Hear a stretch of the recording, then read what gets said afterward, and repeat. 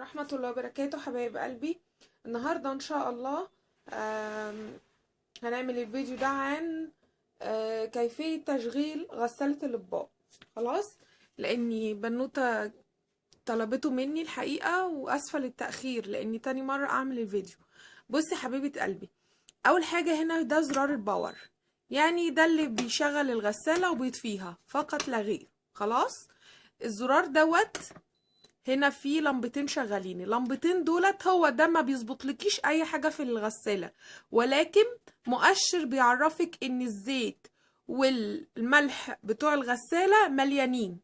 لو لقيتي واحد بقى لونه ازرق يبقى كده في آم، لا الملح ناقص لا اما الزيت ناقص. خلاص، الزرار ده انت لو دوستي عليه مش هيظبط لك اي شيء. تالت حاجة الزرار التالت وهو بتاع البروجرام، اللي هو ده بيعمل ايه؟ بيظبط بروجرام الغسالة، يعني البرنامج اللي انت عايزاه. اول واحد زي نظام بالظبط الغسالة الاوتوماتيك، اول برنامج للمتسخ جدا، يعني لو فيها دهون او كده. تاني اقل، تالت اقل، طبعا اقل في الوقت، واقل في واقل في اللي هو بيسحب مسحوق، واقل برضو في التنظيف. خلاص، يعني برنامج اقل اقل اقل، ده اللي بيختارهم. تمام، بالطريقة ديت. بصي زي ما انت عايزة، ماشي. لو في حاجات متسخة، لو في اقل في الاتساخ او كلام من ده. طبعا نظام تشغيل الغسالة ده تشغيل غسالة وايت ويل. خلاص، طيب هنا بقى ده الزرار ايه؟ الزرار دوت اللي هو بتاع الكبسولة. احنا قلنا قبل كده الغسالة ممكن تستعملي لها الكبسولة، والكبسولة بيبقى فيها 3 مكونات: المسحوق والزيت والملح. خلاص، فلو شغلتي، بصي لو شغلتي الزرار ده بس، هو متظبط على البرنامج وعلى كل حاجة، مش محتاجة ان انت تحطي اي حاجة غير الكبسولة فقط، وبيبقى ليها باسكت صغير بتعلقيه جوه في الشبكة. تمام كده لو دوستي على دوت. انما لو في مسحوق لا، هتدوسي باور وتشغلي تظبطي برنامج بتاعك. تمام كده خلاص. طبعا والشاشة بتبينلك وقت الساعة، يعني هتقعد مثلا ساعتين، ساعة، نص ساعة، حسب البرنامج. خلاص، يلا بقى بسم الله نبتدي من جوه. اول حاجة هنا عندك في درجين كده، الدرج دوت بيتفتح كده، ده اللي بيتحط فيه المسحوق. خلاص، بس انا عشان عدت الفيديو طبعا فكنت شرحالك هحط فيه المسحوق ازاي. بصي حبيبة قلبي، ده بيتفتح كده، في هنا خانتين. خلاص، الخانة دي بتزودي بيها بالمكيال او في معلقة جوه علبة المسحوق، بتزودي هنا معلقة وهنا معلقة برضو لو الحاجة شديدة الاتساخ. خلاص، طب لو قليلة شوية في الاتساخ بتحطي هنا بس معلقة واحدة او مكيال واحد من المسحوق بتاعك. طبعا ده مش هيحصل وقت ما انا وقت ما انا حطيت كبسولة.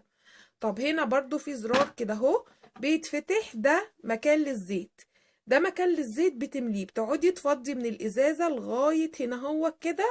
حاطلك مؤشر اهوت، مديكي مؤشر اهوت بيقولك لغايه هنا الزيت هتحطيه، وبنرجع نقفل تاني، بنقفل حاجتنا كويس.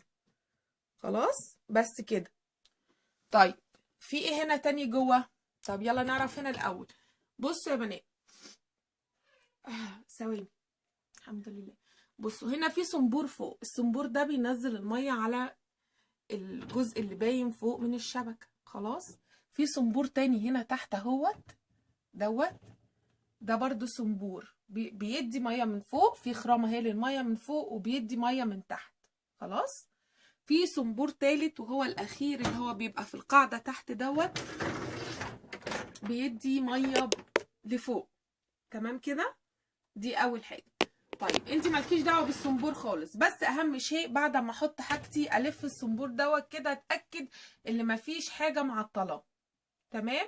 طب فوق بقى هنحط ايه؟ فوق هنا بنحط كوبايات، فناجيل، حاجات يعني زجاجيه. تمام.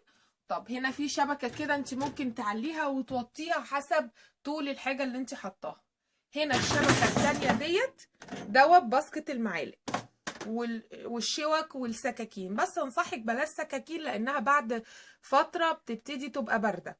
خلاص.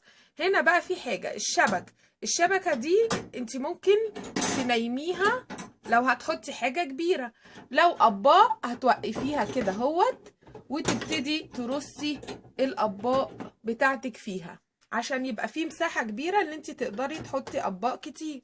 لو مش اطباق كتير يبقى هقفل الشبكة واحط الحاجة اللي انا عايزاها. ما تحطيش تيفال، ما تحطيش سيراميك، لان طبعا الحاجات دي ما بتتحطش في غسالة الاطباق، ولا ألمونيا لانها بتسود. خلاص. يعني اركوبال صيني، بلاستيك، كل الكلام ده ماشي. يلا بقى نعرف. هنا نشيل الشبكة خالص، والشبكة ليها عجلة كده ممكن تشديها وتركبيها تاني. هنا بقى عايزين نعرف ايه ده المسحوق. طبعا بقولك لان انا عدت الفيديو فكنت حطالك ازاي هحط المسحوق. هنا ده الفلتر. خلاص. ده بيتفك كده اهوت وبيتشيل، بيتنضف كل شهر بتنضفيه. وهنا برضو بقيت الفلتر تاني كل شهر بتشيليه وتنضفيه. واوعي تحطي حاجه متسخه في غساله الاطباق، يعني حاجتك قبل ما تحطيها ما يبقاش فيها فرافيت، مشطوفه كويس. خلاص. مشطوفه كويس بميه سخنه ومنزله كل البواقي الاكل اللي فيها، وتحطيها نظيفه، هي متدهنينها هتطلع لك زي الفل. خلاص. تاني حاجه، هنا بقى مكان الملح. مكان ايه الملح؟ هنا اهو.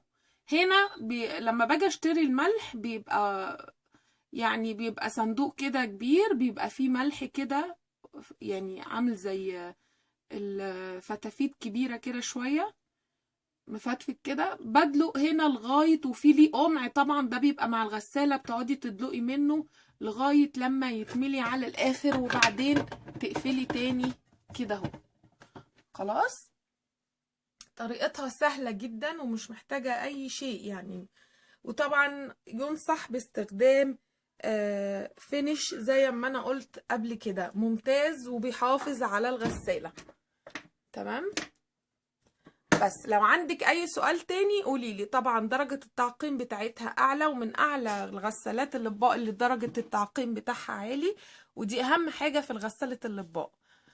لو مش فاهمة اي حاجة او في حاجة عايزة تسأليني فيها، اسأليني بقى في كومنت، وانا ان شاء الله هجاوبك بإذن الله يا ندى.